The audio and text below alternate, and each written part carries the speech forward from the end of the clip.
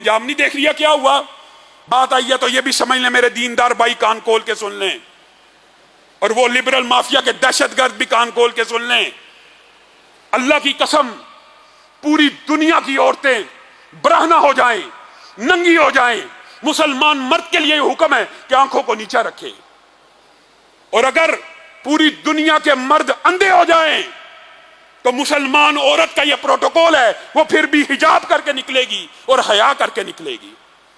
عجیب بات ہے، نہ تم پردے میں عورت کو نکلنے دیتے ہو، 2-2 روپے کی چنگمیں بیچنے کے لیے، 1-1 روپے 2-2 روپے کے ٹریٹ بلیڈ بیچنے کے لیے، جس کلچر کو تم نے اختیار کیا، جو تمہارا باپ لگتا ہے، اس کلچر کو، جس کلچر کی تم باتیں کرتے ہو، ناچ ناچ کے عورتیں ٹریٹ بلیڈ بیچ رہی ہیں، ناچ ناچ کے چنگمیں بیچ رہی ہیں۔ جو ہوا مینار پاکستان پہ برا ہوا، ہم تو کہتے ہیں ان بدبختوں کو 400 کے 400 کو جہاں پہ لٹکانا لٹکاؤ، لیکن اس بے حیا عورت کے خلاف بھی اسلامی، میں آپ کو ایک بات بتاتا ہوں، اللہ کی قسم، یہ جو عمل ہوا ہے اس کی مذمت ہے، اس کی مذمت ہے، لیکن اسلامی شریعت میں فحاشی کے خلاف بھی کوئی اقدامات ہیں کہ نہیں؟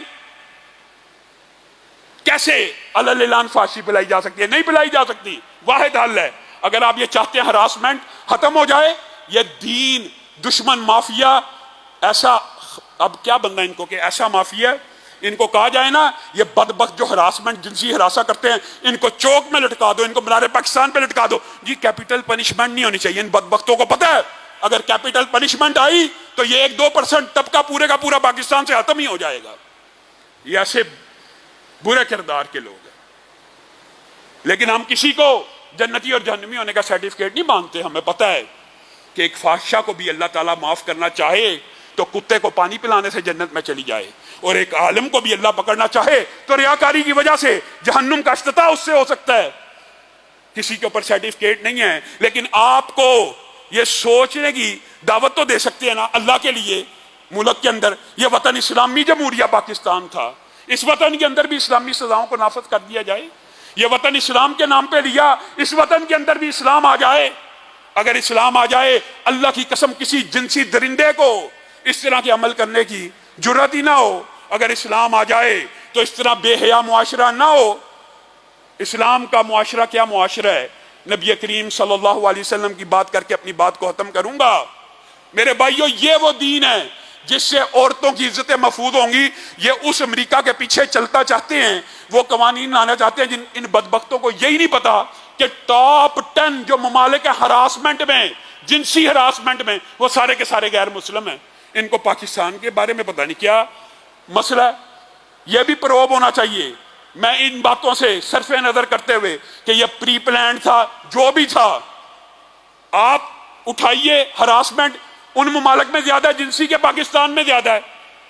پاکستان میں زیادہ نہیں ہے، ان ممالک میں زیادہ ہے۔ ایک ہی حل ہے، وہی دیری نہ بیماری، وہی نامحکمی دل کی، علاج اس کا وہی آب نشاد انگیز ہے کی۔ وہ کیا علاج ہے؟ رسول اللہ صلی اللہ علیہ وسلم کے دور میں بھی ایسے جنسی درندے موجود تھے۔ اپنے ہی مذہب کی عورت کی عزت کے در پہ ہو گئی۔ یہودی تھی عورت، یہودی نے، بچی نے بڑے واسطے دیے کہ میں تمہارے موسیٰ کو ماننے والی ہوں، میں تورات کو ماننے والی ہوں، میری عزت کے در پہ ہو گئے ہو۔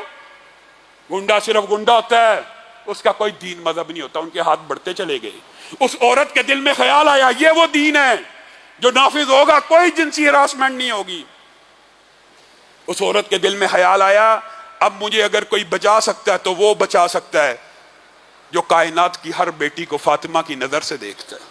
کہا واہ محمدہ، اے محمد صلی اللہ علیہ وسلم، آپ کے در عالیہ کے آگے لوٹی جا رہی ہوں۔